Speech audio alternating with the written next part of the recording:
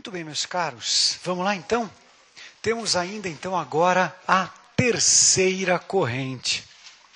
Ou terceira teoria, perdão. Terceira teoria a ser estudada. Item 3. Lembre-se que nome de teoria a gente troca de cor. Coloque aí, por favor. Teoria do risco integral. Teoria do risco integral. Essa, gente, de todas é a mais polêmica. Vocês vejam que, de fato, a gente tem muita polêmica envolvendo responsabilidade civil, uma vez que não existe lei tratando disso. A única lei que trata de deveres de indenizar é o Código Civil, certo? É a única lei. Se você for buscar na lei, o Código Civil fala: aquele que causa tem o dever de ressarcir. Portanto, como a lei não enxerga qual é a profissão do sujeito, se você sofreu um dano causado por alguém, agente público ou não, você pega o Código Civil e processa o cara.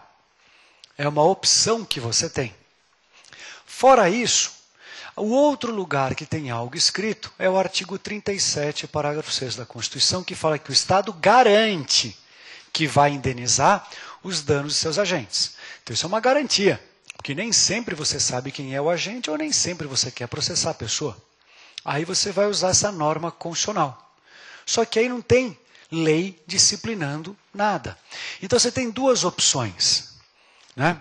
Ou você vai aplicar Código Civil, só que com Código Civil você não processa pessoa pública nem pessoa política, ou você processa a pessoa pública, a pessoa política. E aquele último entendimento que a pessoa processa, né, que a vítima pode processar a ambos. O risco integral entra dentro desse enorme debate aonde ninguém se entende, ninguém sabe o que está acontecendo, né? Muito bem, então anote o seguinte para começar, por favor. Parte da doutrina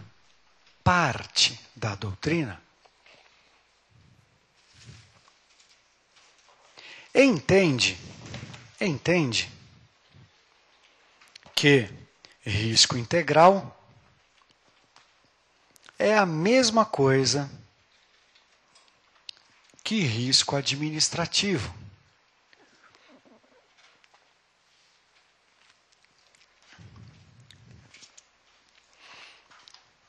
Vírgula, e portanto,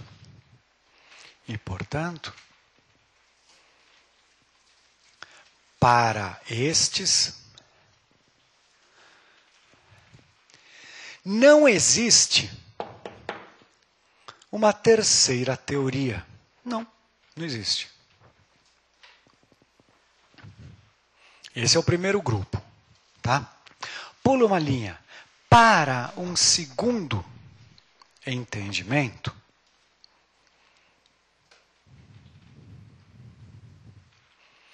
o risco integral é uma terceira teoria? É uma terceira teoria.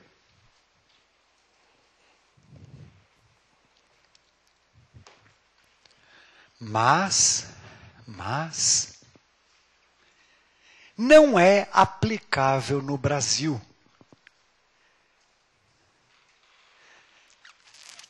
Olha só. Não é aplicável no Brasil. Então, gente, pode acontecer de você encarar uma dessas duas aí, mas vamos pegar a terceira. Pula uma linha. Para uma terceira corrente da doutrina, não tem lei, então é professores de direito que escrevem sobre isso. Para uma terceira corrente, certas hipóteses onde a atividade envolvida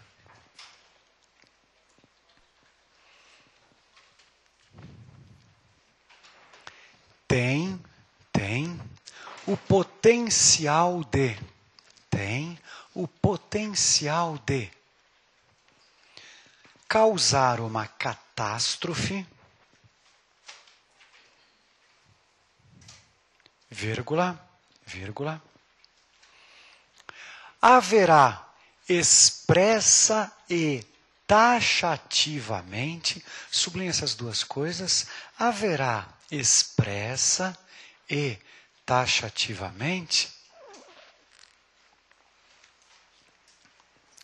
previsões em leis especiais, previsões em leis especiais,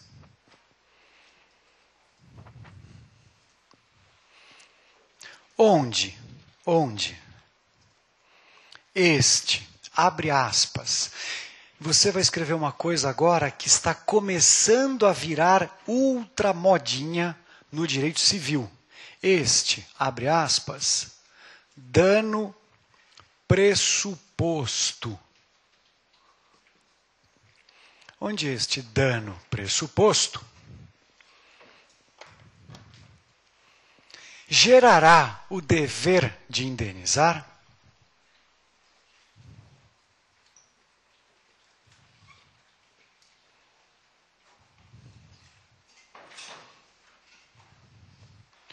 o dever de indenizar, independente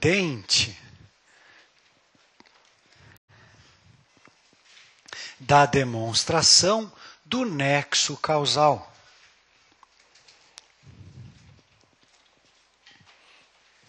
Ponto. Linha de baixo, ponto, linha de baixo. Para esta corrente,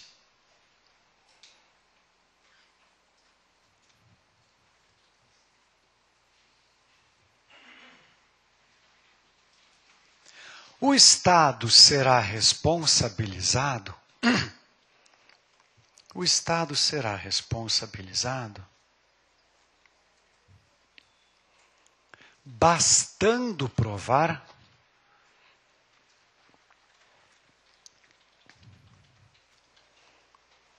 a ocorrência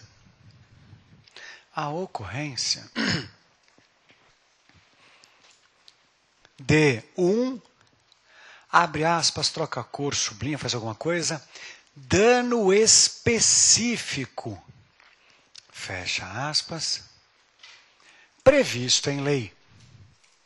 Previsto em lei. Então, provou que aconteceu aquele dano, é o Estado que paga. Pronto. Sim, mas quem que causou? Não interessa quem causou, não interessa de onde veio, aconteceu aquilo, o Estado vai pagar. Ponto final. Simples assim. E quais são as hipóteses? Vamos lá? Coloque assim na linha de baixo, gente. Para esta corrente,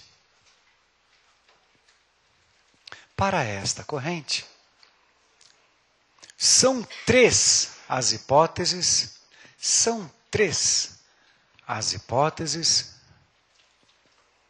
de aplicação de risco integral. 2 pontos. Aplicação de risco integral. 2 pontos. A primeira, gente, é uma que costuma aparecer muito em livros. Então, a primeira é muito mais aceita, né? Muito mais tranquila. Letra A. Danos radioativos e nucleares.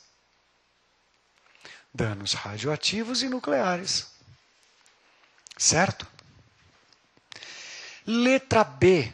Essa daqui já é bastante combatida, bastante conflitante, tá?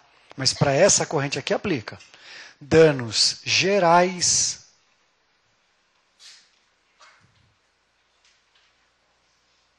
ao meio ambiente. Danos gerais ao meio ambiente. Não é o dano, gente, que uma empresa tenha causado. Aqui é um dano geral, tá? Quiser colocar essa ênfase entre parênteses, tá? Exclui aquele dano atribuível a um agente poluidor. Exclui. Exclui o dano atribuído a um agente poluidor, tá? Exclui. A Chevron. Chevron não arrebentou tudo lá? Então, a Chevron, a culpa é dela. Tá? Agora, por exemplo, fizeram a transposição do Rio São Francisco.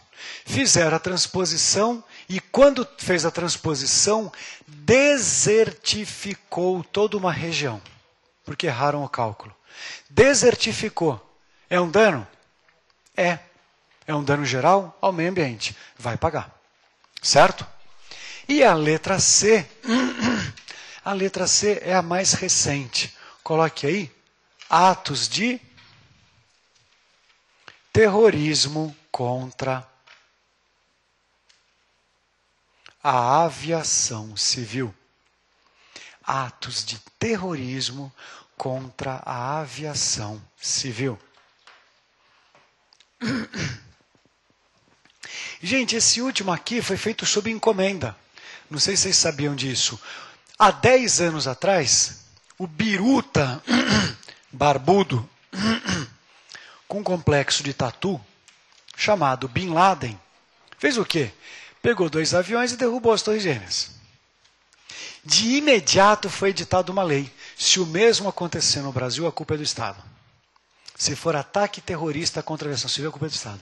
Eu sei por quê. Porque o Brasil também tem Torres Gêmeas, né? Eu mesmo mandei um cartão postal lá para o Afeganistão. Senhores, já que este é o hobby dos senhores, né? Segue coordenadas de Torres Gêmeas no continente americano, né? Latitude e longitude, aguardamos ansiosos sua visita, né? Para ver se alguém vem aqui. Ainda não veio, tá? Mas a esperança ainda é latente. Então, meus caros, presta atenção no detalhe. Vem aqui um pouquinho para o lado, olha aqui. Ó. Em todas aquelas hipóteses que vimos, aonde o Estado se defende, nas outras 2 teorias, o Estado está se defendendo fazendo o quê? Ele não vai negar o dano, não é louco, né? Ah, eu quebrei a perna, quebrou nada, o osso entortou só. Não, ele não vai negar o dano. Dano ele não nega. Ilicitude não precisa. A culpa, como você viu, é um mero descumprimento de lei. Então, como é que o Estado se defende? Quebrando o nexo causal. Então, nas 2 primeiras teorias, em todas as hipóteses que nós vimos, o Estado se defende quebrando o nexo de causalidade. Agora, nessa última aqui, tem prova de nexo? Não. Portanto, nessa última aqui, gente, olha que coisa interessante. A doutrina que fala que ela é aplicável no Brasil não admite meios de exclusão do Estado. Porque se não tem prova de nexo, o Estado não tem como se defender. Não tem o que ele possa falar. Não há o que ele possa falar. Então, provando os danos, o Estado já está imediata, objetiva e peremptoriamente condenado. Né? E, obviamente, se é só isso daqui, isso é uma responsabilidade objetiva especial. Agora, lembrem-se que isso é doutrina e é uma das 3 correntes. Então, não estamos falando que isso aqui é verdade ou que isso aqui é mentira. Estamos falando que tem um grupo de professores de direito que escreveram isso aqui dessa forma, publicaram em grandes livros, e aí as bancas examinadoras podem ou não adotar essa terceira. Tudo bem? Então anota junto comigo aí, na linha de baixo. Nesta corrente, não é necessária a prova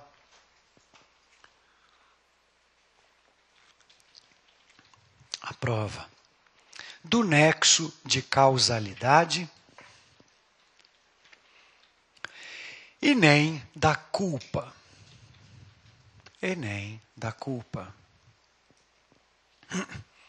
Tracinho. É uma responsabilidade objetiva e especial. Vírgula. É uma responsabilidade objetiva e especial que não admite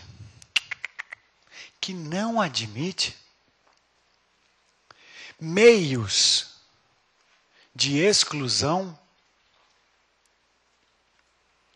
da responsabilidade estatal. no hay. Meios de exclusão da responsabilidade estatal. Certo? Tudo bem? Professor, nenhuma. Nenhuma. Quer ver a mais radical de todas? Tenta imaginar a seguinte cena. O sujeito vive de vender peças de metal para reciclagem. Aí ele ficou sabendo que atrás daquele muro, pulando uma cerca, que está dizendo zona de segurança, tem peças de aço para reciclar, que na carteira ele pode vender para reciclagem. E peça de aço vale muito mais do que peça de ferro. Ele não tem dúvida. Ele pula o muro, ele corta a grade, ele entra naquele lixão de segurança máxima e tem um cilindro de aço carbono desse tamanho. Ele pega e foge com o cilindro. Chega em casa, tem aquele triangulinho, né, daqueles anelzinhos assim, desenhado no cilindro, uma caveira com 2 ossos desenhados, escrito assim, pelo amor de Deus, sai de perto. Ele olha bem para o cilindro e fala, deve ter alguma coisa legal lá dentro. Ele pega a marreta e começa a bater. Depois de várias horas batendo, ele rasga o cilindro. Quando ele rasga um cilindro de aço carbono de 3 polegadas na madrugada, sai um bastão verde-limão que acende no escuro. Ele olha para esse bastão, ele olha para aquele cilindro com a caveira desenhada, ele pensa o óbvio que todo mundo pensaria. Aquele bastão é para comer. E ele vai lá e ele come. Ele come. Aí ele dá uma dentada, fica tudo gelado e anestesiado. Ele chama os 2 filhos. Olha que legal que o papai descobriu. E põe na boca dos 2 filhos. O cara roubou o cilindro, quebrou um cilindro de aço e comeu o Césio 137 em Goiânia. Você quer culpa de vítima mais exclusiva? O cara comeu o Césio. Dá para ser mais exclusivo? Impossível, né? Impossível. E aí? O que aconteceu nesse caso? O Estado teve que tomar todas as medidas e providências de atendimento e responsabilização. Todas. Né? Todas. Meus amigos, por que no Brasil quase não tem terremoto? Porque o Brasil, pelo que me explicaram, está numa placa tectônica única. Mas essa placa parece que tem 2 grandes fissuras. Uma na região nordeste, na região da Caatinga, né? Ali, Ceará, bem na região nordeste. Então parece que tem terremoto o tempo todo lá. Mas puta, chacoalha o cacto, o calango sai correndo, ninguém nem fica sabendo. Olha lá o cacto, balançou, o calango correu. Nem sabemos. Agora, o outro lugar que tem uma fissura enorme é na região sudeste. Mais especificamente em Angra dos Reis. Aí alguém muito genial falou o seguinte, já que lá pode ter um baita terremoto um dia, que tal colocar 3 usinas nucleares bem em cima? Ah, gente, vamos combinar, vai. País da piada pronta, né? Olha o tamanho do país, colocar as 3 em cima do único lugar que tem fissura geológica da boa, para dar um terremotão daqueles. Se der terremoto, o Estado pode falar, ai, caso fortuito. Pode falar? De jeito nenhum. Não escapa, não tem como, vai pagar. Entendeu? Por isso que outro dia já começou um zum zum zum. Vocês perceberam que aquela, acho que é Human Research, ou Human Nature da Inglaterra, falou que esse negocinho aqui, ó, emite uma frequência de radiação altamente nociva a tecidos nobres? A gente põe aonde o celular, gente? No joanete? Não, a gente põe na cabeça. E para boa parte da população, qual é o órgão mais nobre do corpo? Para boa parte, é o cérebro. Se os caras tiverem certos e daqui a 3 anos nascer um rodo na nuca, de quem vai ser a culpa? Da LG? Vai ser a culpa de quem? Não é dano radioativo? É. Então já estão argumentando isso. Ó, se der pipi no estado você que tinha que ter avisado a gente, hein? Você vai pagar esse treco aí. Entendeu? Já há quem diga uma loucura dessas. Tudo bem? Agora, meus amigos, será que sempre foi assim? Será que o Estado sempre respondeu? Não. Então, pule uma linha e anote o seguinte para mim, por favor. Pule uma linha e coloque o seguinte. Estas três teorias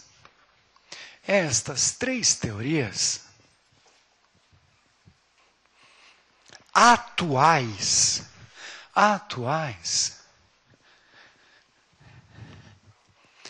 decorreram da, abre aspas, abre aspas, evolução de fases históricas, fecha aspas, 2 pontos.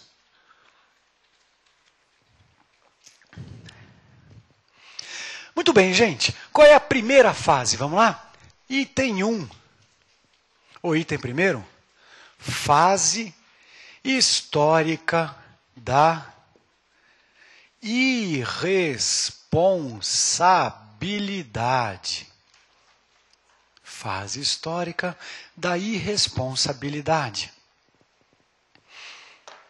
Gente, como é que chama aquele filme lá que o cara anda de cavalo e fica passando a espada em todo mundo? Que Ben-Hur, o quê? Eu nem nasci quando passou Ben-Hur. Como é que chama? Que é o muçulmano contra o católico. Cruzadas. Cruzadas. Presta atenção em mim. Olha lá, gente. No filme As Cruzadas é genial. Porque naquele filme ele retrata muito bem isso. Tá? Se você não lembrava, assista ele hoje à tarde ao invés de estudar. É estudo. Tá? O que acontece naquele filme? Você vê aquele rei, que é um rei ponderado, mas que tem lepra. E ele fala o quê? Eu sou Jerusalém. Eu. Tanto que começou um piripaque lá com o chefe lá dos muçulmanos. Ele pegou o cavalo dele e foi lá para a casa do vinagre conversar com o cara. Muito além das fronteiras geográficas do país dele. Aí o rei muçulmano, né, o Salaminho, ele pegou, olhou no horizonte assim e falou, ih, olha lá, Jerusalém está chegando. Mas como Jerusalém está chegando? Está chegando, olha lá, está de branco no cavalo. Por que acontecia isso, gente? Porque naquela época muito antiga, não se entendia o conceito de pessoa jurídica. Se não se entendia o conceito de pessoa jurídica, não se personificava coisas que não eram pessoas. Não eram personificadas. Então, naquela época, gente, o rei era o Estado e o Estado era o rei. Ele personificava o Estado. Tanto que você vê em alguns outros filmes de época, o que o rei fazia? O rei virava e falava, pegue todo o tesouro que está escondido no cofre público e coloque numa carroça que eu estou indo embora. Aí o soldado falava, que droga, né? Lá vai levar toda a riqueza, vai falir o país todo, né? Que droga, né? Por que ele podia fazer isso? Porque ele era o Estado. Então ele mandava para lá. Agora, o pior de tudo, gente, naquela época, qual era a política? Qual era a política? Liberalismo? Não, né? A política era a religião. Era o tal do né? Teocracia, né? Então o que acontecia, gente? O rei também representava na terra uma manifestação do divino, uma manifestação de Deus. Então, tudo se misturava.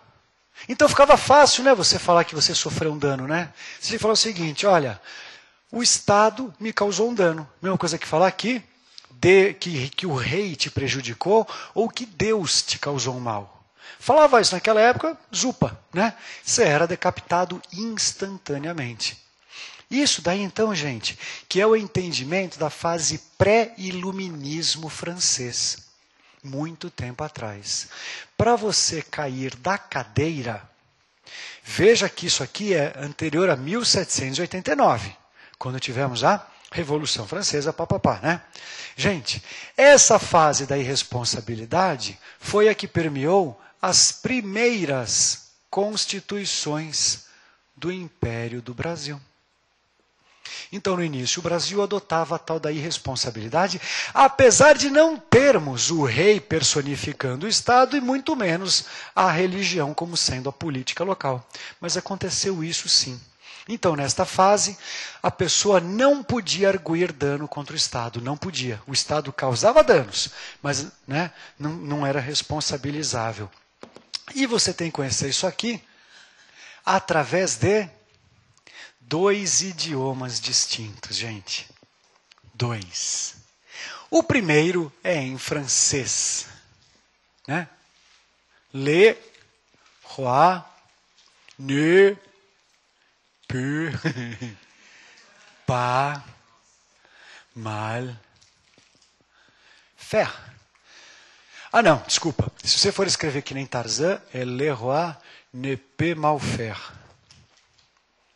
Que eu, no meu francesinho básico, acho que está um pouquinho errado, mas tudo bem. Né? Le roi ne peut mal faire. Eu entendo que é le roi ne peut pas mal faire, mas tudo bem. Aí, né? É verdade, né? Idioma, né? Para de fazer bico, fala que nem homem. Gente, sabe aquela história de que eles inventaram o perfume, porque não são muito chegados, no banho? É bem provável que seja verdade, porque eu descobri que eles também não são chegados a outros critérios, assim, né, do asseio. Pelo menos não eram há um tempo atrás.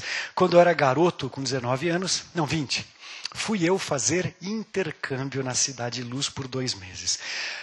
Garoto de 19 anos, com hormônio saindo pela orelha. Você quer visitar museu? Não, né? Então você foge da excursão e vai fazer intercâmbio, né? Estava eu num café, conhecendo, não podia ter outro nome senão Marie, né? E conversamos a tarde toda, eu e Marie, mas eu tinha que voltar para o albergue, senão eles trancam do lado de fora. Então, né, peguei o telefone de Marie para dar continuidade aos trabalhos e subi no bondinho, aquele verão, tchau Marie. Aí ela levantou o braço. Tinha um rabo de castor aqui embaixo, assim. Um pincel de barba. Gente do céu. Sabe que ela se amassa o telefone? Já joga discretamente, né? Imaginei eu, canelas, adjacências e tudo tem limite, né? Então, você tem que saber le roi ne peut mal faire e também tem que saber, gente, lamento, você tem que saber em polonês, tá? Que cai verdade, tô brincando, é em inglês. The king can do no wrong. Lembre-se que eu fiz 2 meses de Pink and Blue. Se eu tiver errado, vocês me corrijam, tá? O rei não causa o mal, o rei não erra. Vamos lá? Anota então, gente. É? Tem que saber, é imprescindível. Em francês, e se continuar, vou colocar em alemão. Vamos lá? É imprescindível, gente, é imprescindível. Vamos lá? Coloca aí. Primeira fase da irresponsabilidade. Anote, por favor. Neste período pré-iluminista,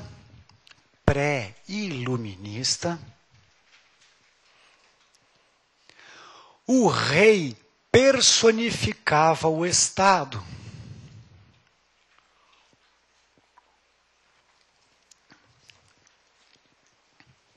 Vírgula. E a política da época era a religião. Era a religião. Tracinho. E neste cenário,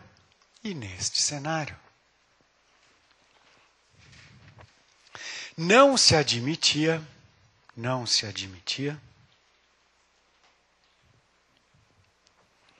arguir danos contra o Estado. Arguir danos contra o Estado.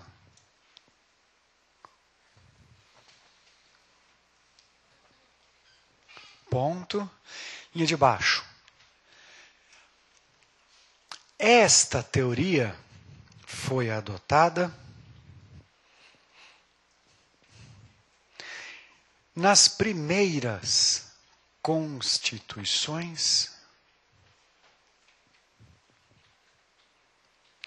do Império no Brasil, nas primeiras constituições do Império no Brasil,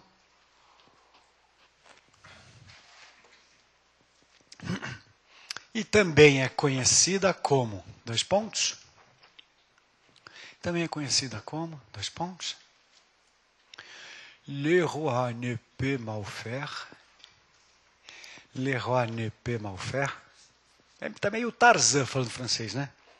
Min Tarzan. Le roi ne peut mal faire significa o rei não causa o mal.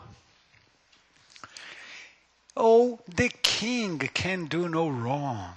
O rei não erra. Sim, senhorita. Perdão. Papai não é vidraceiro. The king can do no wrong, né? Gente, não use a forma americanizada do can't. Não use. Já vi alunos colocarem isso em concurso, segunda fase, e a banca dar como errado. The king can do no wrong. O rei não erra. Tá? O rei não erra. Ok?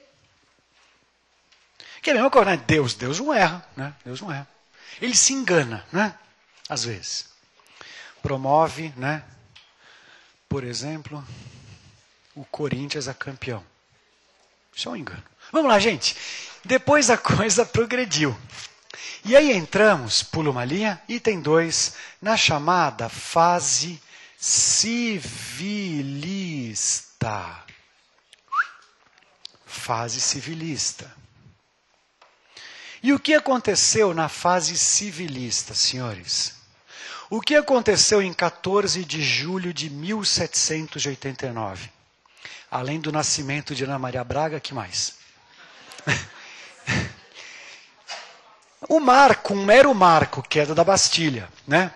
Queda da Bastilha. Então a Revolução Francesa, eu falei, não, pelo que consta dos históricos, a Bastilha já estava abandonada, tinha 6 bêbados lá dentro, né, cantando, né, música em mexicano. Então não serviu para nada, mas foi um marco, foi um símbolo. Quando promoveram a queda da Bastilha, senhores, ou quando promoveram a Revolução Francesa, ingressou no pensamento humano o tal do iluminismo.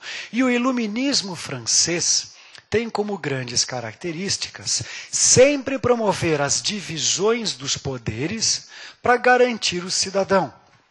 Então, promoveu-se divisões em todos os segmentos e formas de pensar. Uma das divisões que se promoveu foi essa aqui de cima. Então, o rei passou a ser uma coisa, o Estado passou a ser outra coisa. E a religião não entra mais no universo da política nessa época. Claro que ela influi, mas não é mais a política oficial. Quando o Estado passou a ser personificado tanto quanto o rei, eles passaram a ter muita dúvida e confusão, porque o rei é uma pessoa e o Estado, que é uma fumaça. Falaram, bom, se é assim, o Estado também é uma pessoa. Só que como eles não entendiam ainda de forma ampla a pessoa jurídica, ao personificar o Estado, falaram que o Estado era igual a um cidadão civil comum, civilista. E aí então o Estado passou a responder através da tal da responsabilidade subjetiva comum, que já vem idêntica àquela que a gente aplica hoje no nosso código, que nasceu no Código Napoleônico dessa época. Okidoki? Item 2, fase civilista. Anote aí. Com o iluminismo,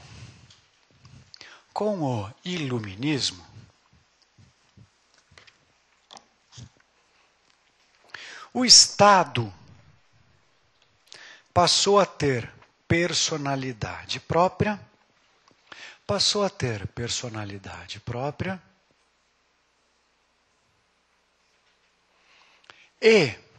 e distinta da pessoa do rei.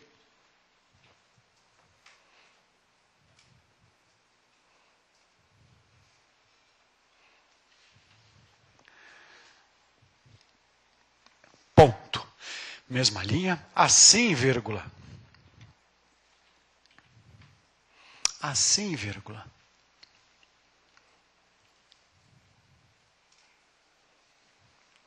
O Estado passou a responder por seus danos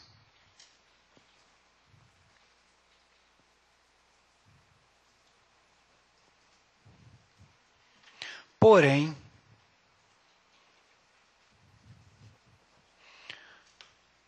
nas mesmas regras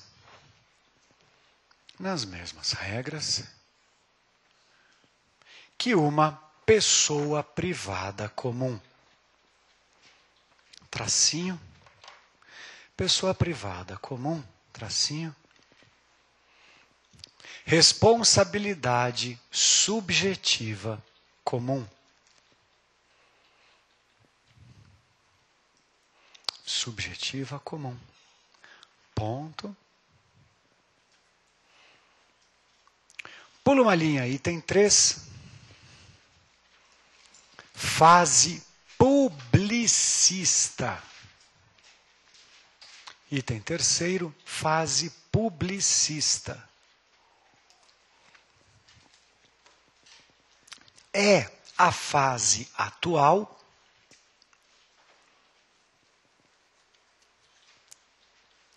que reconhece que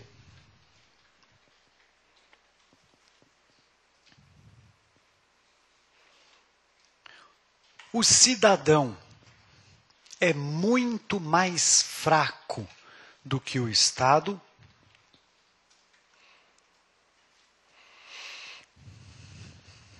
abra parênteses. Gente, juridicamente, como é que a gente fala a parte muito mais fraca que a outra? Hipopótamo.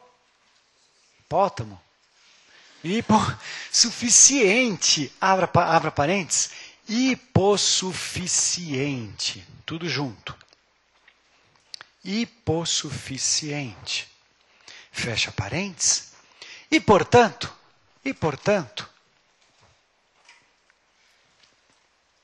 deve ser tratado de forma diferente pela lei,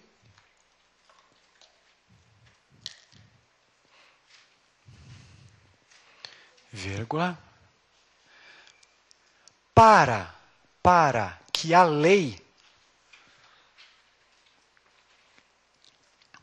trate estes desiguais, abra parênteses.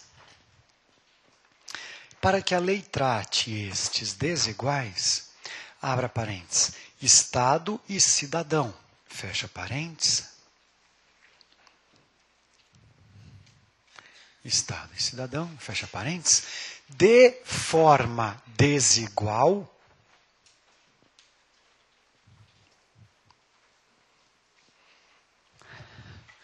buscando alcançar a isonomia. Buscando alcançar a isonomia.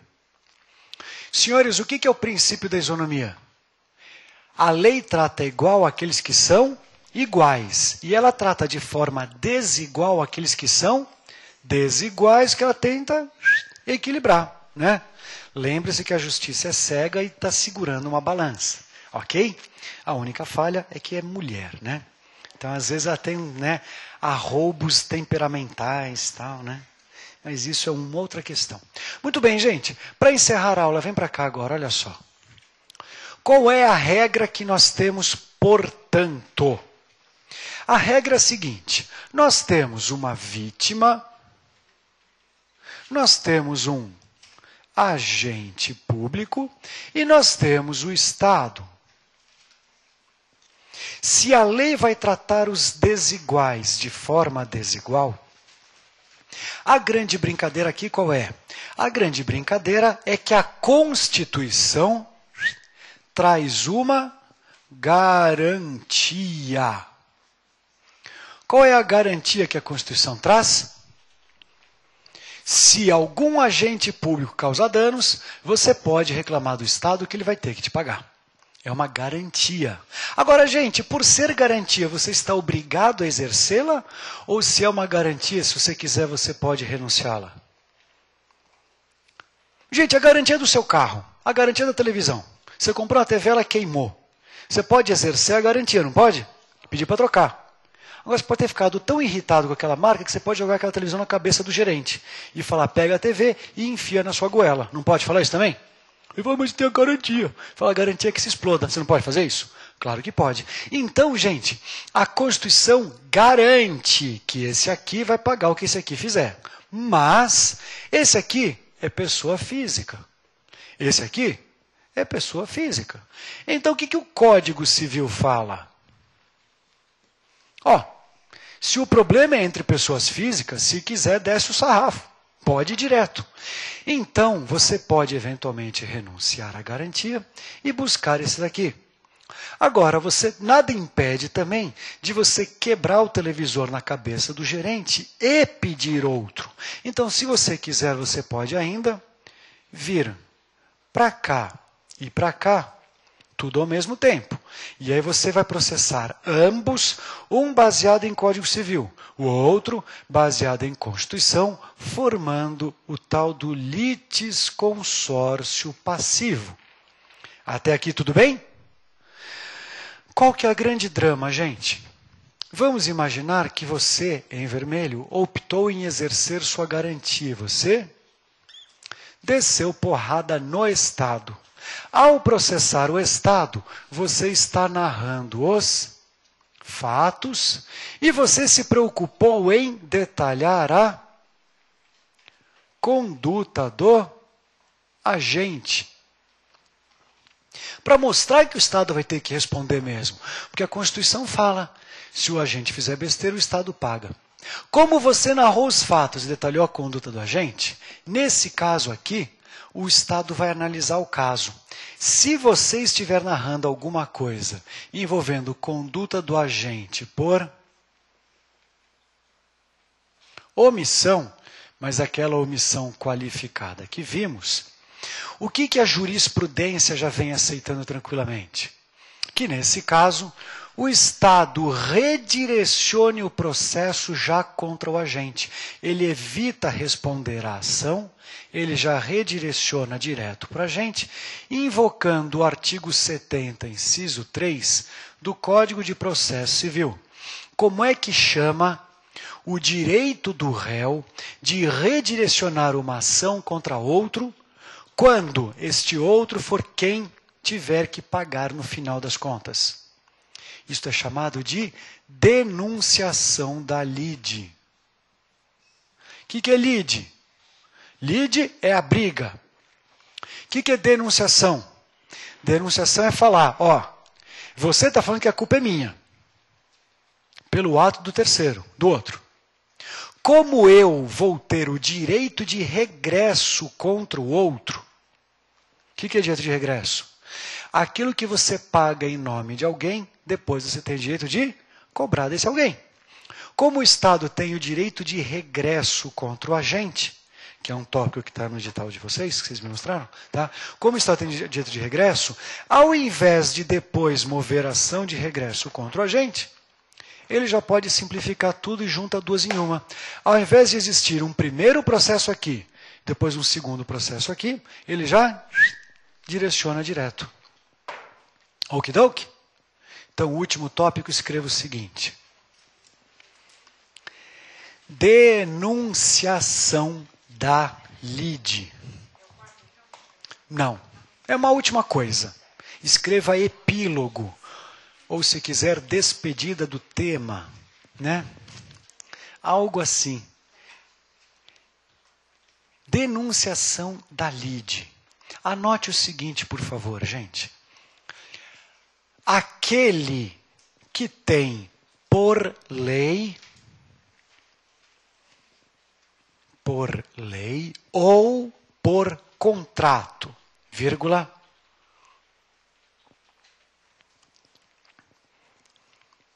o direito de se ressarcir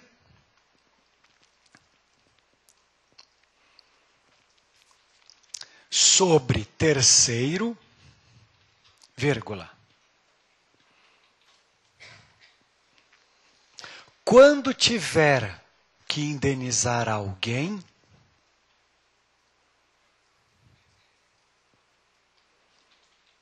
vírgula, poderá simplificar as relações jurídicas. 2 pontos. Simplificar as relações jurídicas. 2 pontos. Ao invés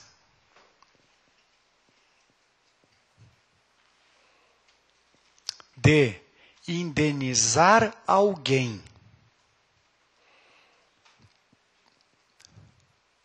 em um primeiro processo, vírgula,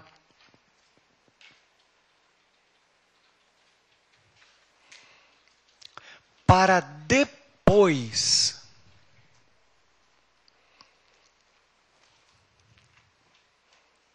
buscar o ressarcimento contra o terceiro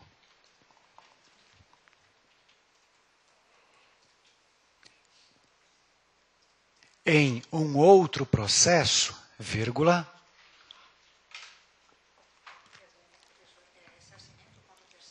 em um outro processo, vírgula, poderá redirecionar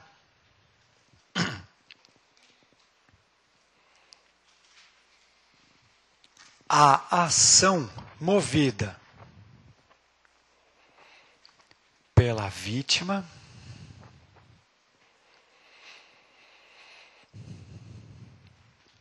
diretamente contra o terceiro, vírgula,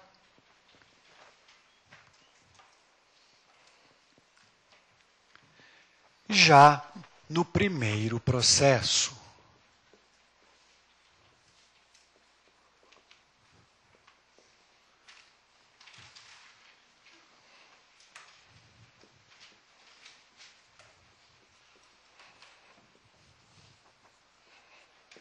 Linha de baixo.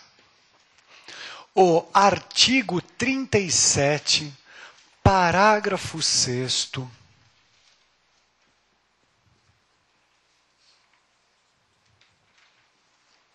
segunda parte,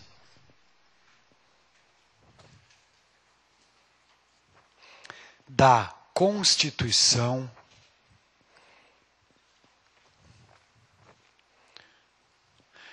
prevê que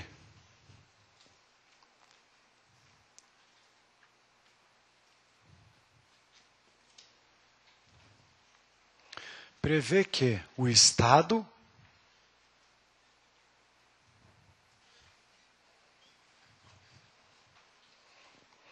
poderá se ressarcir contra seu agente público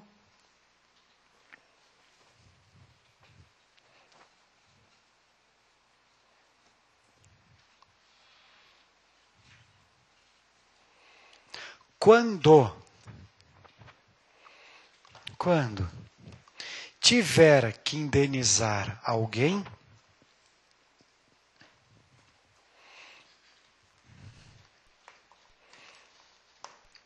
por danos atribuídos a este agente público.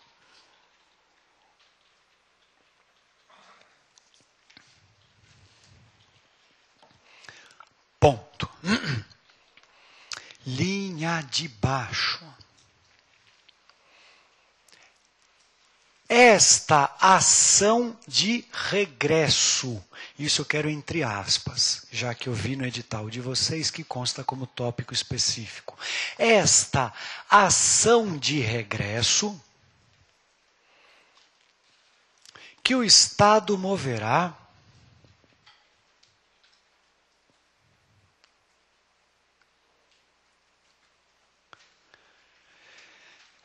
só poderá ser proposta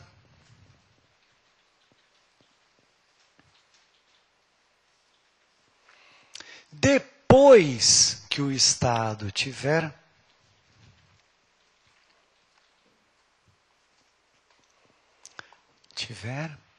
indenizado a vítima. Indenizado a vítima. Ponto. Mesma linha. É uma ação comum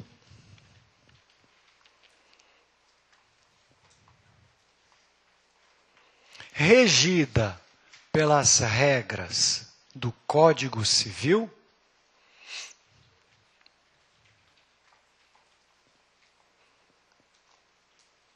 com responsabilidade subjetiva do agente público.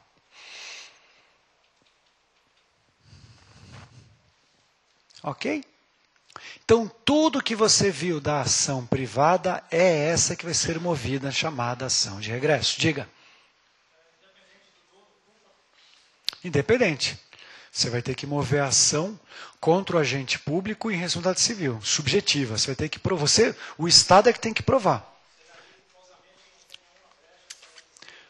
Não, aí é regra privada. Aí é como se fosse eu contra você. Aí a responsabilidade é comum. Tá? Diga. Calma, vamos chegar lá ainda. Deixa eu primeiro explicar aqui. Vamos lá? Linha de baixo, vamos concluir. Porém, ao invés de o Estado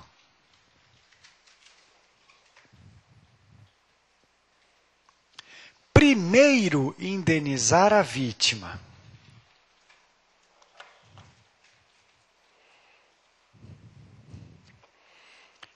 para depois entrar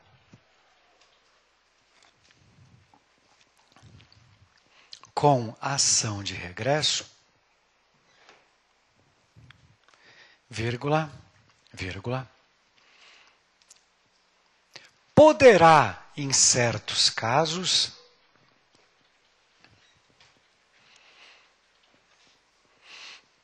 usar o artigo 70, inciso 3, inciso 3º, do Código de Processo Civil,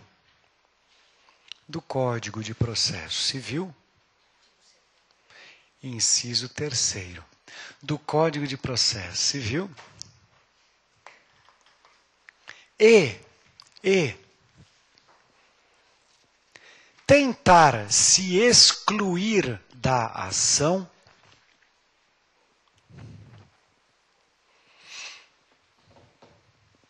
puxando o agente público para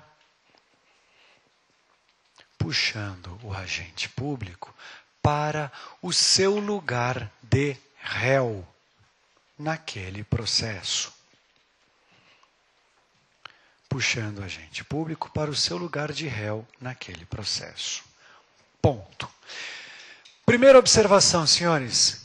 O autor da ação, a vítima, não tem o direito de não querer isso. Não cabe a ele, excelência, eu não quero contra o agente, eu quero contra o Estado. Não tem, tá? Ele não tem. Ele pode usar os argumentos jurídicos, agora recusar a denunciação, não, porque é direito do réu. Ok? Segunda coisa, gente, isso aqui é decidido antes do processo terminar? Não. Isso aqui é decidido tudo na sentença. Então o Estado continua a fazer as suas defesas até o fim, o agente público denunciado faz suas defesas até o fim, e aí numa sentença única o juiz decide. E ele começa decidindo a denunciação. Então ele vai falar, por exemplo, o seguinte: eu, juiz, concordo com a denunciação. De fato, a ação é movida só contra o agente e, lendo a contestação do agente, percebemos que o juiz nem vai ler ou citar a contestação que o Estado vai fazer. Ou então, o juiz fala, eu não concordo com a denunciação, acho que ela não é cabível. E no caso, eu observo que o Estado arguiu em sua defesa que, então ele nem vai citar a defesa daquele cara. Então isso aqui é um caso de simplificação. Tudo bem? Diga. Se o agente não tiver condições de indenizar, aí a gente vai ter que voltar para esta regra aqui. Tá? Não, aí o que vai acontecer é o seguinte, você é a vítima, tá? Então, por culpa de um agente público, algum familiar seu sofreu uma lesão grave, e você está querendo R$500 mil de indenização. E o agente público que pode vir a ser responsabilizado é um fiscal de trânsito. Ele não tem R$500 mil para indenizar. Não tem. Só que, e se ele agiu com uma baita de uma culpa? Né? Um caso que aconteceu comigo. Nesses super cruzamentos longos que tem aqui no centro de São Paulo, São Luís com São João, que a faixa de pedestre tem uns 10 metros de comprimento quase, eu vinha atrás de um carro. distância regulamentada de 3 metros. Faixa recém-pintada, estava chovendo. O cara entrou e o farol ficou amarelo, eu entrei junto. Amarelo. Acabou de acender o amarelo. O cruzamento é longo, né? Fiscal de trânsito balançou o talão e gritou, aí, ó. E balançou o talão. A menina do carro da frente se desesperou, travou as 4. Eu estava em cima da faixa recém-pintada, aquilo é um sabão. Eu entrei embaixo do outro carro. A traseira do outro carro subiu quase até o vidro do meu. Eu quase capotei o carro da menina para frente, com a pancada. Isso aqui que o fiscal do trânsito fez? Pegou o carro dele e se mandou na hora. Porque foi ele que causou, óbvio, né? Então, nesse caso, você está movendo a ação, você quer R$500 mil. O Estado fala, quem vai pagar é o Zé das Couve, que tem salário de R$ 1.200 por mês. Você fala, não, ele não vai aguentar pagar. Aí você pede para manter, porque você sabe que o Estado responde pelos atos, é a garantia da Constituição. Tudo bem? É casuístico, tá? Pula uma linha, vamos acabar isso aqui? Coloca aí, meus amigos. Para que a denunciação da lide do Estado a seu agente? Para que a denunciação da lide do Estado a seu agente seja aceita,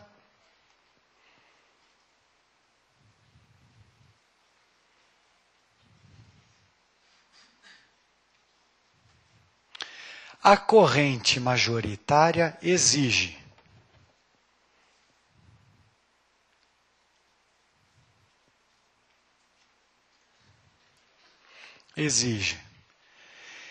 que a vítima tenha narrado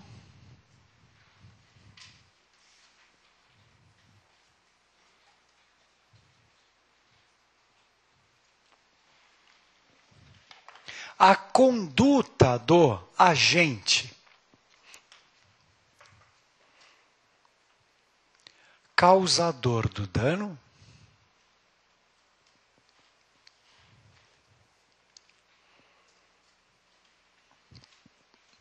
vírgula, demonstrando sua culpa, vírgula,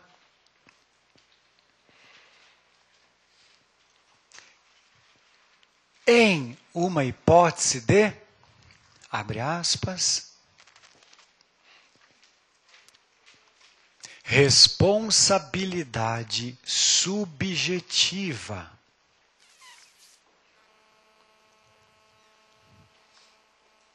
Responsabilidade subjetiva.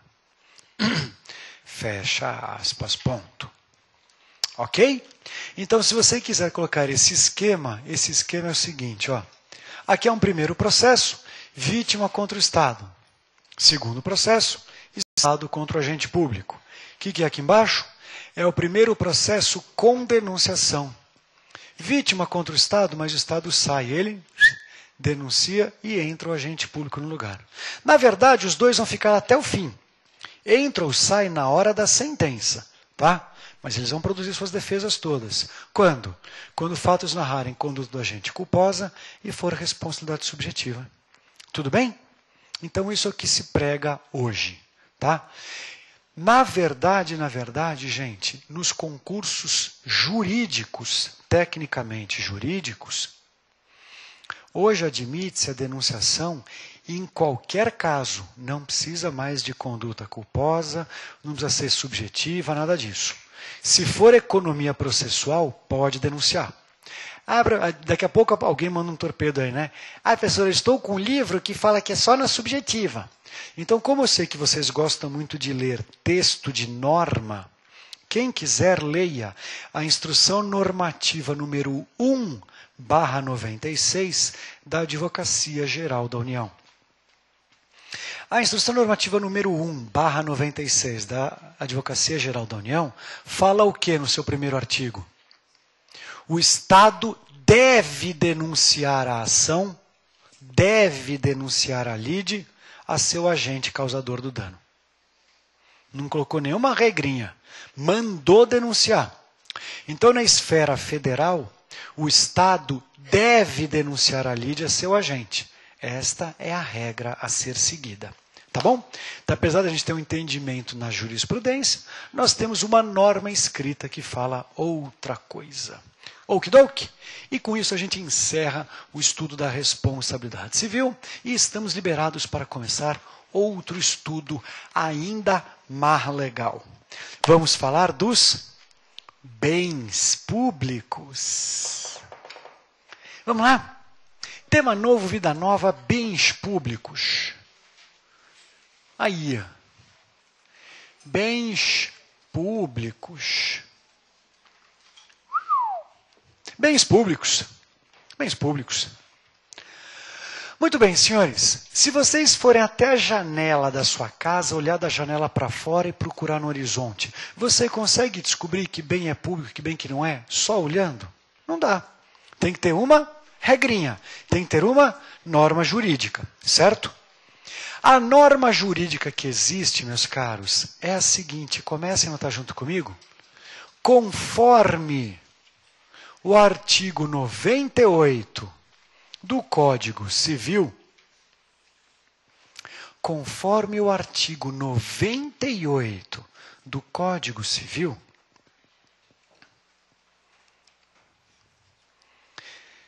são considerados pela lei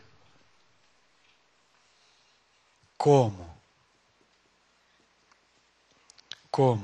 bens públicos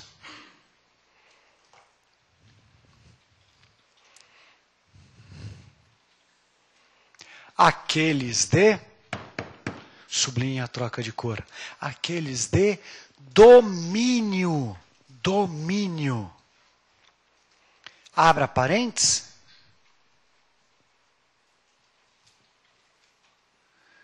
independente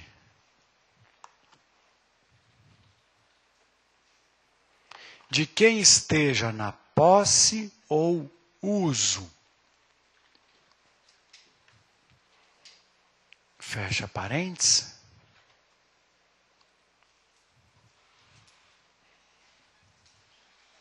Das pessoas políticas, União, Estados, DF, municípios, domínio das pessoas políticas, União, Estados, DF, municípios, e suas autarquias e fundações públicas. Suas autarquias e fundações públicas. Ponto. Então, gente, veja se algum desses daqui te traria dúvida. Olha só, linha de baixo, se quiser, comece com asterisco. Portanto, para a lei,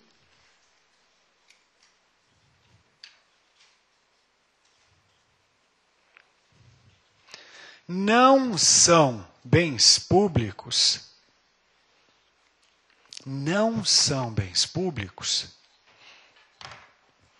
aqueles pertencentes a, e aí coloca por tópicos, a empresas públicas,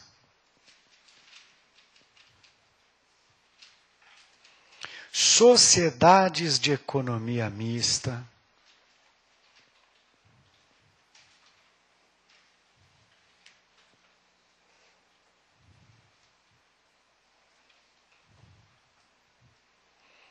concessionárias, permissionárias e ONGs.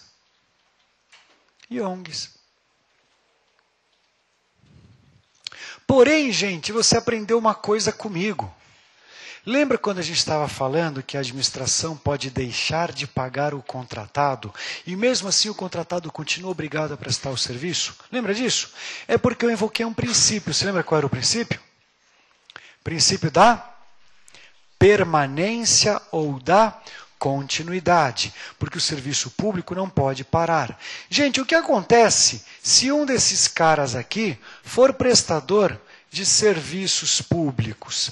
Aí nós temos que ver, porque aí o patrimônio desses caras, apesar de ser um patrimônio privado, pode vir a ser protegidos como se públicos fossem, em função deste princípio da permanência ou continuidade. Então, linha de baixo com asterisco, coloque assim.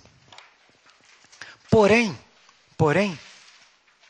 linha de baixo, porém, apesar destes acima possuírem patrimônio privado, destes acima possuírem patrimônio privado, vírgula, vírgula, estes bens poderão ser protegidos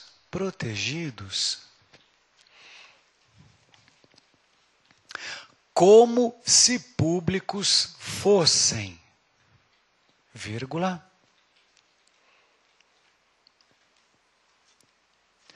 quando estiverem afetados ou vinculados, à prestação de serviços públicos. Prestação de serviços públicos. É o exemplo do que, senhores? Exemplo, Correios, metrô e infraero. Tudo isso aí é empresa pública. Tudo isso aí tem patrimônio privado. Vai você quebrar um vagão do metrô? Você vai ser processado por danos ao patrimônio público. Mas, professor, não é público, é privado? Pois é, mas ele está vinculado a um serviço público. Então, nesses moldes é que ele vai ser protegido como se público fosse. Perfeito? Pula uma linha, senhores. Qual é a graça de um bem ser público, hein? Qual é a graça? Vamos lá? Pula uma linha, coloca o seguinte. Todos os bens públicos, vírgula, independente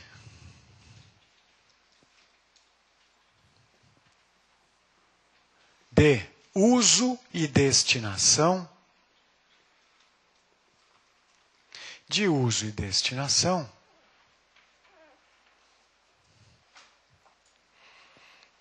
estarão sujeitos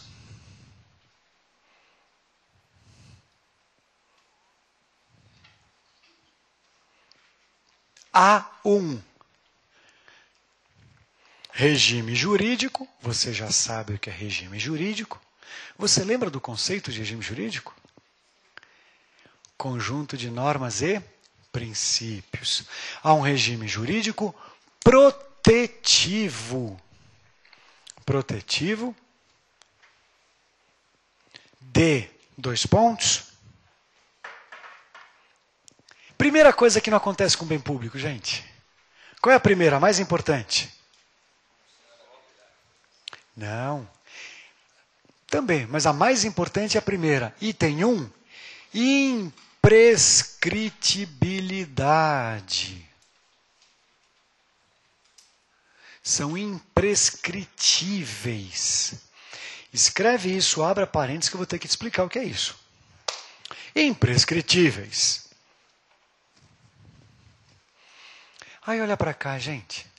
Se você for agora para uma cidade qualquer aí na região, né, das matas, botar a bunda no chão e ficar sentado lá por 5 anos e 1 dia, além de hemorroidas, o que mais você ganha? O direito de propriedade daquela área, através de uso capião. Então olha para cá e presta atenção, especialmente para quem não é formado em direito, quando você começa a estudar cada vez mais, pegando o traquejo de algumas expressões, você acaba percebendo que em processo civil e processo penal, a gente fala muito em prescrição. Prescrição para cá, prescrição para lá, prescrição, prescrição. Então você fica com uma ideia na cabeça. Prescrição é a perda de direitos em função do tempo. Prescrição não é só a perda. Prescrição é a perda ou a aquisição de direitos em função do tempo. Se o juiz te intimar para você praticar um ato e não praticá-lo, prescrição negativa, perdeu o direito de praticar.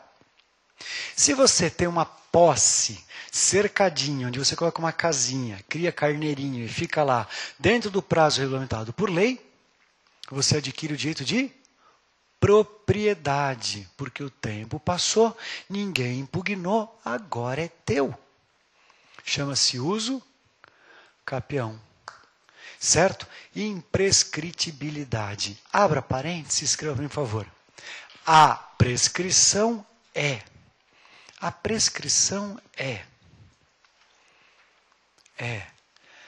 A perda, a perca, não tem quem fala perca, é a perda ou a aquisição. Ou a aquisição de direitos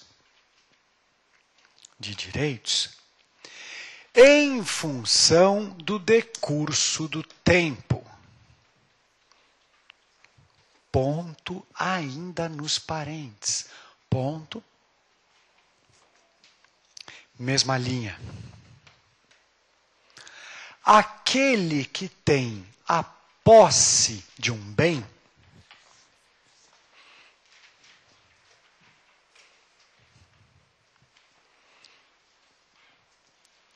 dentro de certas condições legais, vírgula,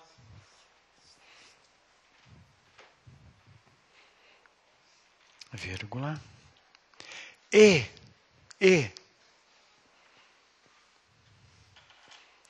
mantendo-o como seu,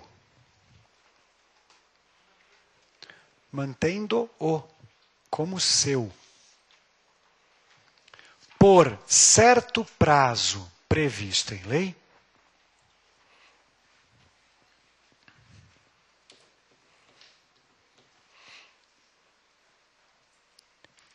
passará a ter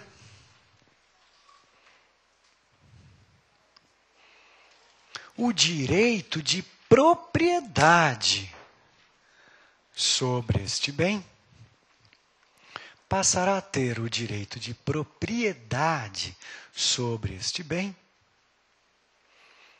através da, uso capião é menina, tá? É feminino, através da uso capião. A gente fala errado, a gente fala o uso capião. Que o quê? É a uso capião. Tá? Através da uso capião. Redondo? Tudo bem? Fecha parênteses. Então conclui para mim. Fecha parênteses, tracinho.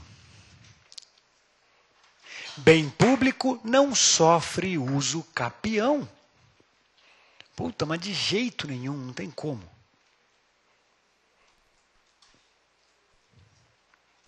Professor, estou com o meu livro aberto, ele fala aqui da hipótese da legitimação da posse. Legitimar a posse é diferente de adquirir propriedade. Depois a gente vai falar disso aí mais para frente. Tudo bem? Segunda coisa, gente. Aquilo que você não pode, perder por prescrição, em regra, você também não pode perder por dívidas. Item 2, impenhorabilidade. Impenhorabilidade. Esse é mais simplesinho, Coloca aí. Bem público. Não pode ser penhorado. Por dívidas ou danos causados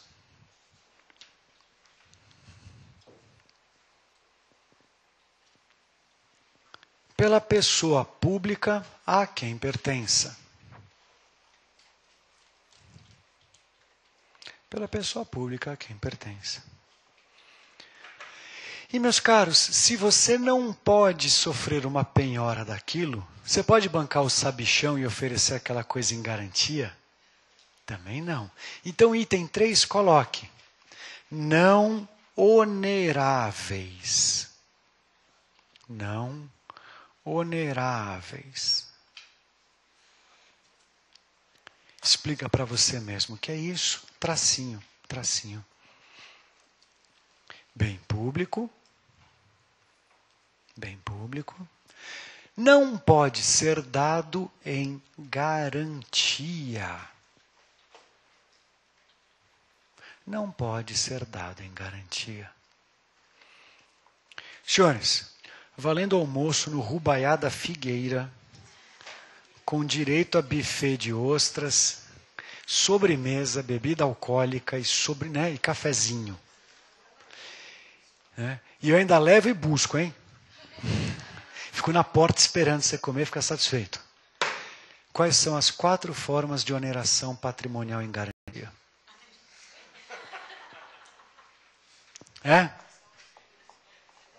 Vamos lá? Coloque na mesma linha. Gente, esse é fácil. Esse é fácil. Vamos lá? Coloca aí. Bem público. Bem público não pode ser dado em 2 pontos. Faz por tópico, hein? São 4, tá? Não pode ser dado em 2 pontos. Penhor. Professor, eu sabia. Pois é, penhor. Se acertasse 2, já ganhava a entrada. Penhor. Linha de baixo. Hipoteca. É verdade, eu hipotequei minha casa. Tá vendo? Você sabia. Penhor, hipoteca. O terceiro, anticrese. O professor aprende anticrese na língua portuguesa, que é enterrar o alfinete na mão. Você não enterra porque não tem terra. Não, essa é outra coisa. E o último, gente. Quem acertar o último? Arras. A-R-R-A-S. Arras. Professor, what's katsu is arras? Né?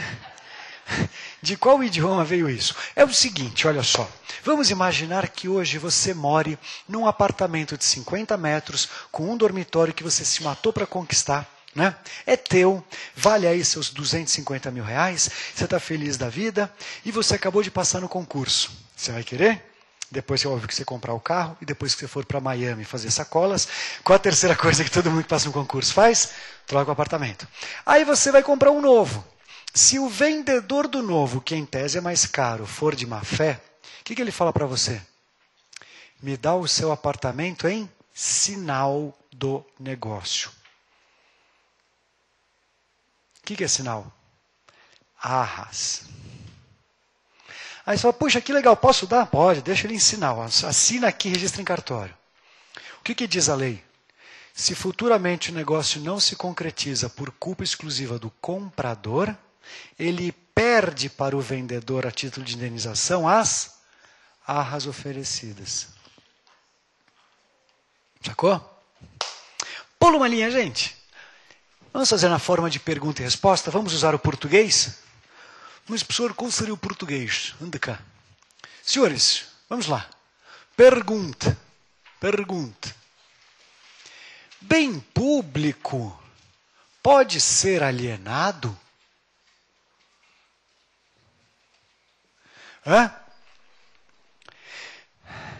Agora tem que ser pergunta e resposta, tá? Não dá para colocar item 4, não. Bem público pode ser alienado? Pode ou não pode, gente? Pode? Quem falou que pode, acha uma praia para mim? Estou louco para comprar uma praia e morar nela pro resto da vida.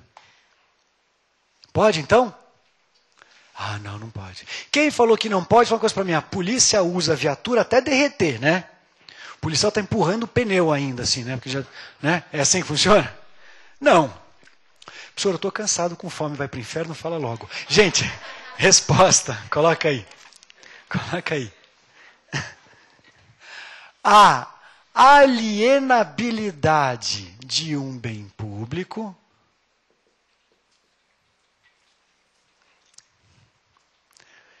dependerá de sua,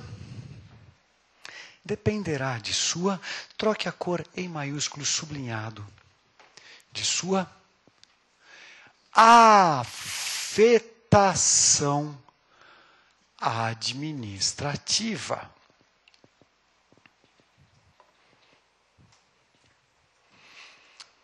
Abra parênteses. O que é uma afetação administrativa? Abra parênteses, coloque a regra jurídica,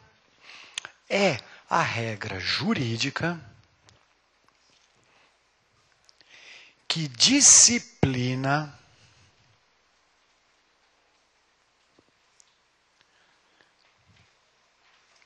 o uso e a destinação do bem público. Que disciplina o uso e a destinação do bem público.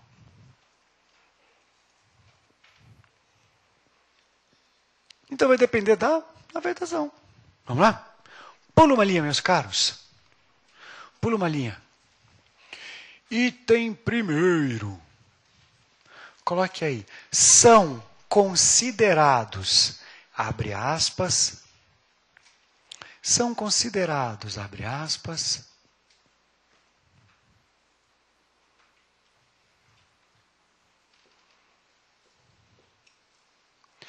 bens públicos de domínio público do Estado, bens públicos de domínio público do Estado,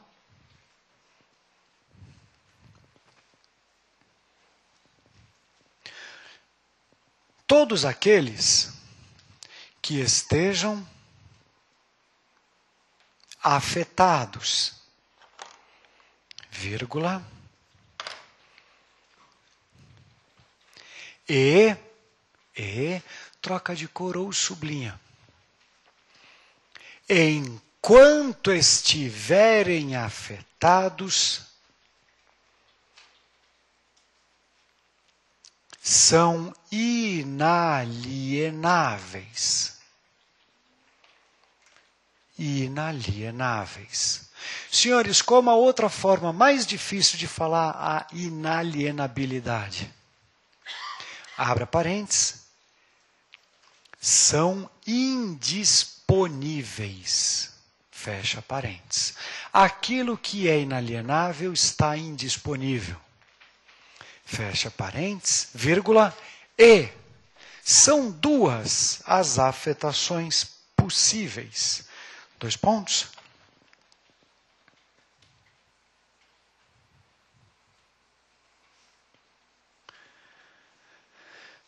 Letra A. Afetação de uso comum.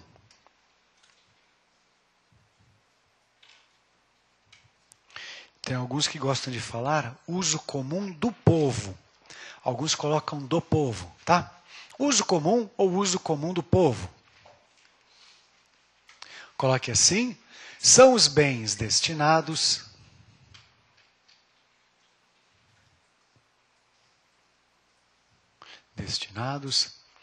aos interesses da coletividade,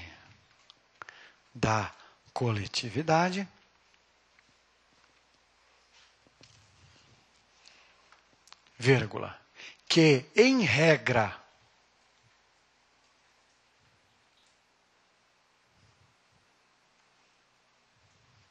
são de acesso livre,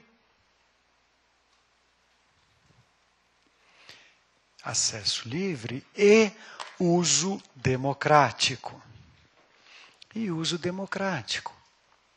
Exemplos.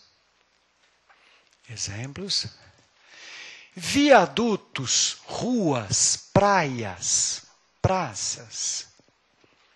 Viadutos, ruas, praias, praças. Mar, etc. Então quer dizer que não existe praia particular, tá? Não existe. Não pode ter. Ah, pessoal, mas ali, perto da onde eu tenho casa de praia, tem uma praia que a gente não pode entrar. Reclame com o Ministério Público. Ele vai mover uma ação civil pública e vai abrir uma passagem, é obrigatório. Tá? Praia particular não existe. Tá? E, tem a ilha, mas não tem a praia. A praia não.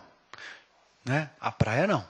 Aí é o seguinte, por exemplo, aqui na região de São Paulo, tem a praia de Iporanga, no Guarujá, que é uma praia, a estrada fica, não sei quando, uns 3 quilômetros, um condomínio fechado, né, cerca toda a praia, aqui é morro com cachoeira e aqui é o mar. Então não tem como entrar sem ser através do condomínio. Só que as pessoas usaram, né, os que não tinham acesso entraram com ação civil pública, pediram para o Ministério Público, entrou com ação civil pública e obrigou. Tem um acesso sim. Só que você tem que deixar seu carro lá em cima, descer um zigue-zague no meio do mato, cheio de cobra, aranha, né, tatu e onça. Aí você chega lá na praia, mas que está aberto, está. Certo? Que está aberto, está. Agora, por exemplo, os nossos amigos aqui do estado da Bahia que estão assistindo essa aula vão falar, professor, mas se eu for para a Praia do Forte, eu vou de mãos dadas naquela tarde romântica, catando conchinha até um certo limite. Dali eu não passo, porque lá tem o projeto Tamar. Como é que fica isso? Fica da seguinte forma, linha de baixo. É possível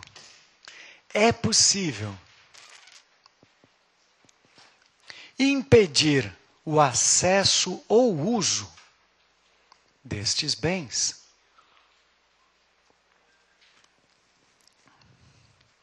ou por questões de segurança, ou quando forem especializados a determinados interesses da coletividade. Exemplo, da coletividade. Exemplo, praia fechada como reserva ambiental. Reserva ambiental. Professor, eu estou aqui em Florianópolis, não sei se o senhor sabe, mas aqui tem a praia do Olho do Boi, alguma coisa assim, Olho de Boi, que é uma praia de nudismo. Você não entra. Como não entra? Claro que entra. Você faz o que na praia? Ah, eu tomo caipirinha, jogo raquetinha, fico vendo a mulherada. Tá bom. E na praia de nudismo? Você quer fazer o que lá? Ah, a mesma coisa. Então, tira a sunga e entra, quero ver. Você entra. Praia de nudismo não é praia particular. É uma praia apenas que tem uma forma de uso regulamentada. Tem praia que não aceita animal. Tem praia que é de nudista. Tem praia que não pode criança. Tem praia que não pode várias coisas, né? Tem praia que pode tudo. É feijoada, aquela, né, porqueira toda. Tudo bem? Pula uma linha. Letra B. Afetação. Afetação. Para uso especial. Tem uns que falam uso especial do Estado, tá? Afetação para uso especial. Alguns falam o uso especial do Estado. Vamos lá? 2 pontos, coloca aí. São os bens de uso privativo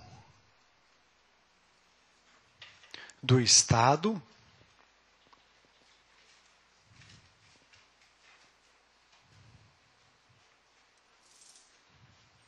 com acesso restrito ou controlado.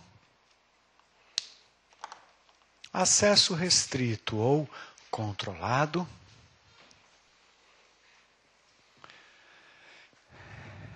Dedicados a interesses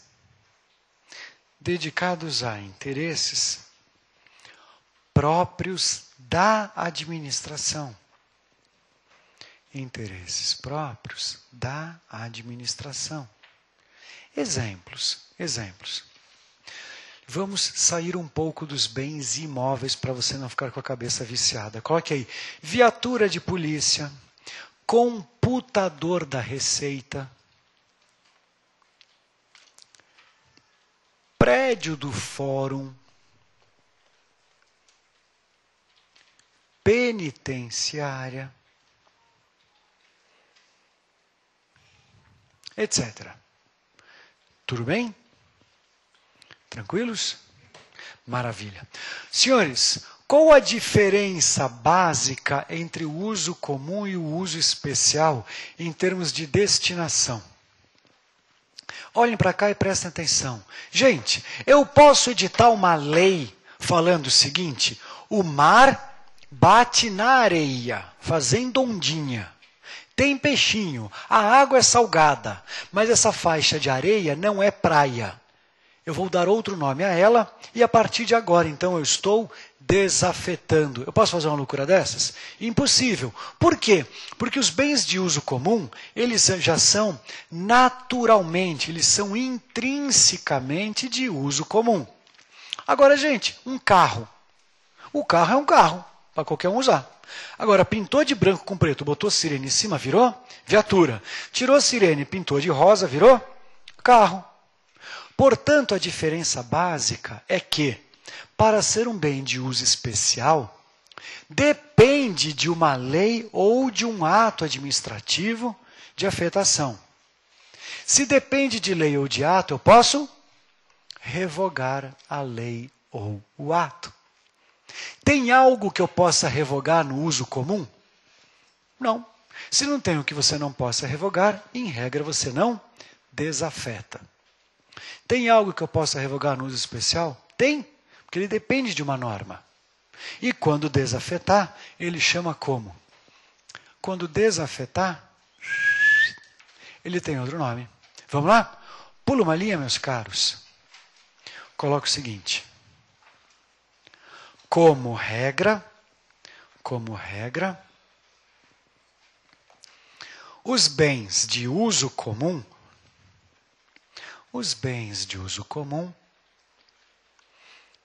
são afetados ao povo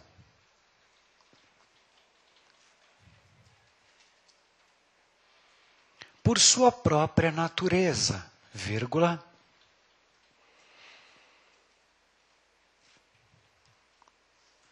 e, portanto, em regra, não são desafetáveis. E, portanto, em regra, não são desafetáveis. Abra parênteses.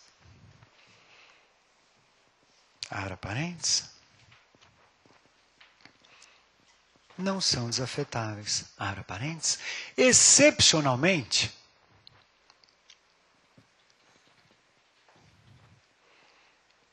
a afetação de uso comum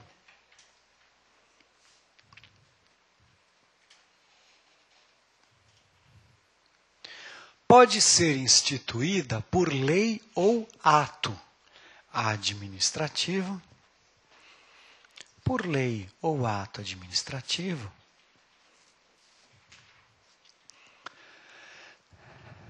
tal como uma rua. Ponto. Mesma linha. Neste caso, vírgula. Em circunstâncias especiais, vírgula,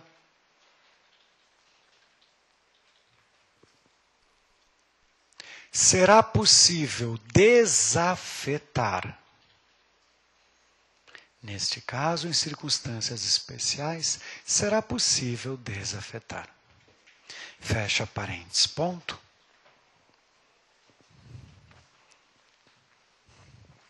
E na linha de baixo, gente, para acabar a aula e sair todo mundo correndo nu e gritando. Vamos lá? Coloca aí. Já os bens de uso especial,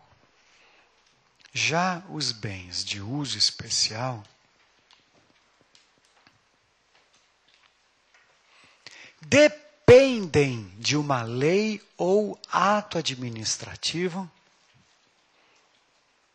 Dependem de uma lei ou de ato administrativo de afetação. De afetação. Tracinho.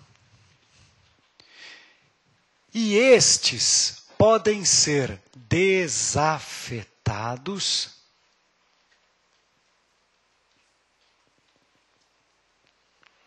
a qualquer tempo.